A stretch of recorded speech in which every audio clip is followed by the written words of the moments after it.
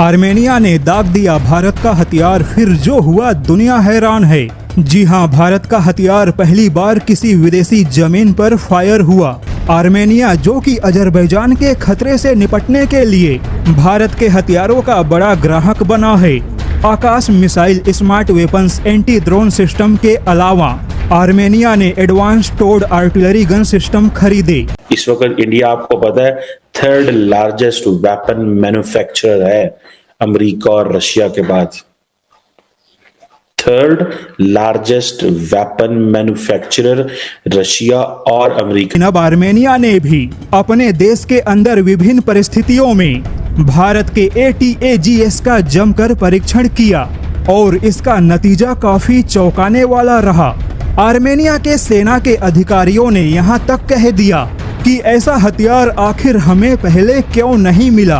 Armenia ने जितना सोचा था, भारत का ATAGS उससे कहीं ज्यादा बेहतर साबित हुआ। चाइना की आर्मी में कुछ भी ठीक नहीं हो रहा ऐसा लगता है, क्योंकि वहां पर करप्शन के चार्जेस बहुत ज्यादा बढ़ गए हैं।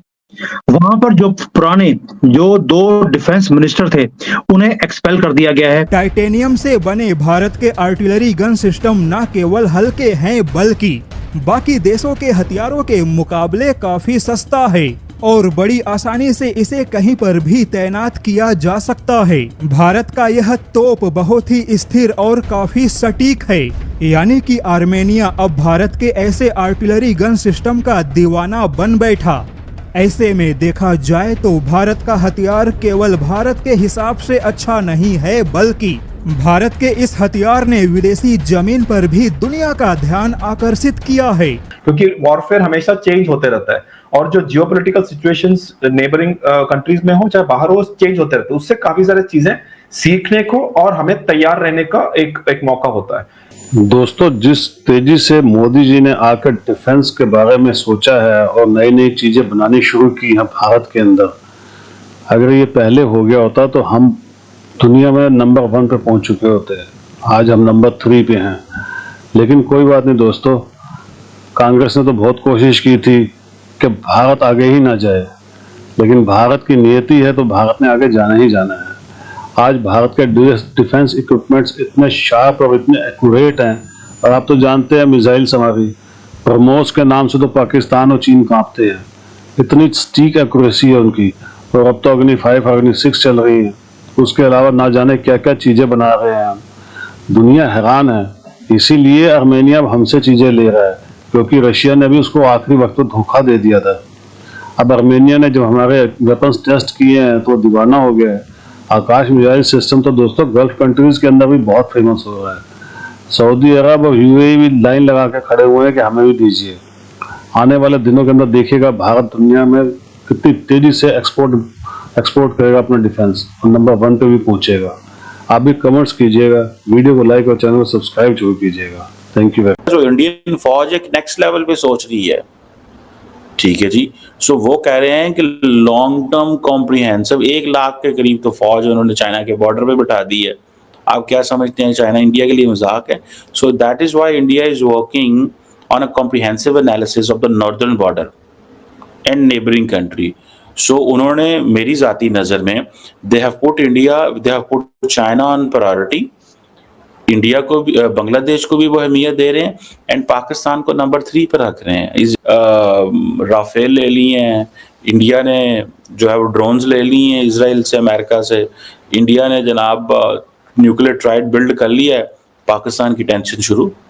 इसे बोलते हैं मिलिट्री टर्म्स में सिक्योरिटी डायलेमा, ठीक है। इसे बोलते हैं सिक्योरिटी डायलेमा। ये एक सिक्योरिटी डायलेमा है। when one gets secure, other gets insecure, ठीक है जी। So India is secure, Pakistan is insecure, that is so simple. इसमें कोई बहुत बड़ी, और जिसे कहते हैं ना, लॉजिक वाली बात नहीं है।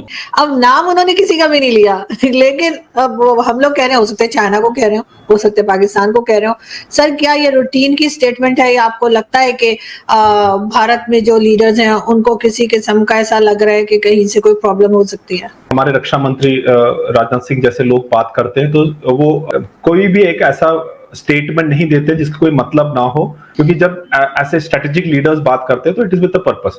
और जहां तक श्री राजनाथ सिंह जी का अभी जो बयान था या स्टेटमेंट था, उसको अगर कंटेक्स्ट देखें तो उन्होंने जॉइंट कमांडर्स कॉन्फ्रेंस जो हमारे हुआ था, तो उसके वहीं पर उन्होंने बात की थी। और वो बहुत मेरे ख्याल से जब कमांडोज को मिल रहे होते हैं तो एक एनालिसिस होती है पूरे सिक्योरिटी के रिलेटेड, जिसमें एक्सटर्नल थ्रेट्स और इंटरनल थ्रेट्स के बारे में बात करती है। उस मतलब हर जगह पर वैसे ही होता है, जब भी डिफेंस मिनिस्टर अपने आर्म फोर्सेस के लोगों से मिलते हैं तो मेरे मेरे मेरे मेरे समझ में हर जगह वैसे ही बात होती है।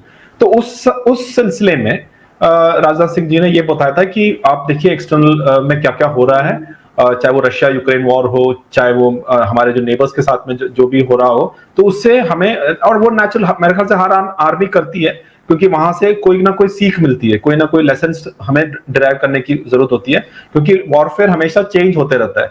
और जो जियोपॉलिटिकल सिचुएशंस नेबरिंग कंट्रीज में हो चाहे बाहर हो, चेंज होते रहते हैं। उससे काफी सारी चीजें सीखने को और हमें तैयार रहने का एक मौका होता है। आई थिंक वो that is professional way of soldiering कह लीजिए, या मिलिट्री अफेयर्स में जो होता है, दैट्स अ प्रोफेशनल वे जिस तरह से लोग करते हैं।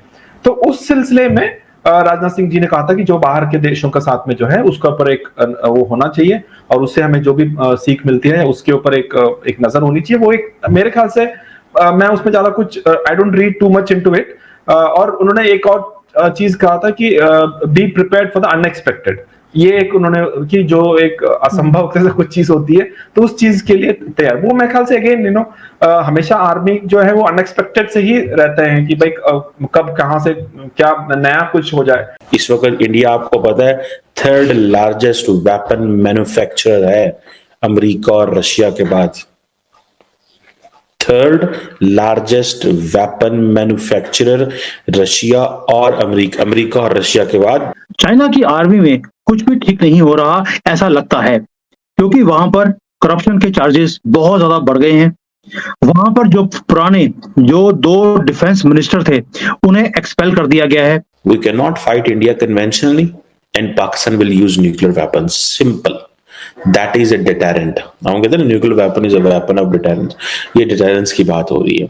सो इंडिया कहता है कि इंडिया ने ये जो सब कुछ कर रहा है, इंडिया अपना जो मिलिट्री हार्डवेयर कर रहा है और ये जो बैलिस्टिक मिसाइल सबमरीन्स बना रहा है ताकि ग्लोबल स्ट्राइकिंग कैपेबिलिटी हो, कहीं से भी दुनिया से वो हिट कर सके। और अगर इंडिया इतना ज्यादा मिलिट्री हार्डवेयर पे पैसा लगा रहा है तो पाकिस्तान को क्या करना चाहिए? ठीक है जी, मिसाल के तौर पे इंडिया कहता है जी हम थर्ड एयरक्राफ्ट कैरियर बनाने जा रहे हैं जो विक्रांत क्लास होगा।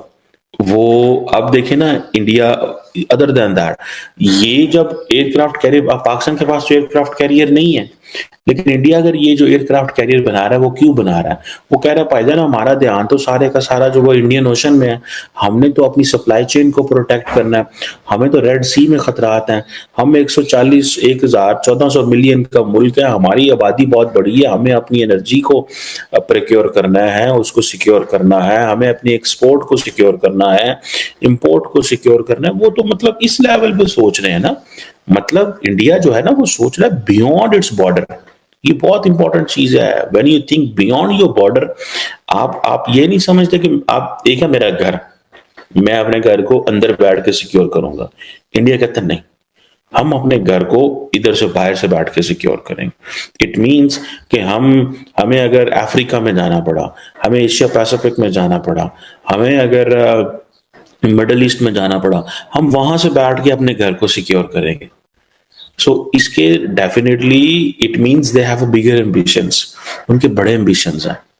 अब फॉर एग्जांपल स्पेस प्रोग्राम को देख ले, और मेरा ख्याल है उन्होंने कोई तकरीबन 62 सैटेलाइट सिस्टम जो हैं वो ऑलरेडी भेजे हुए हैं। इनमें से जो कहा जाता है 25 जो हैं वो मिलिट्री लेड सैटेलाइट्स हैं।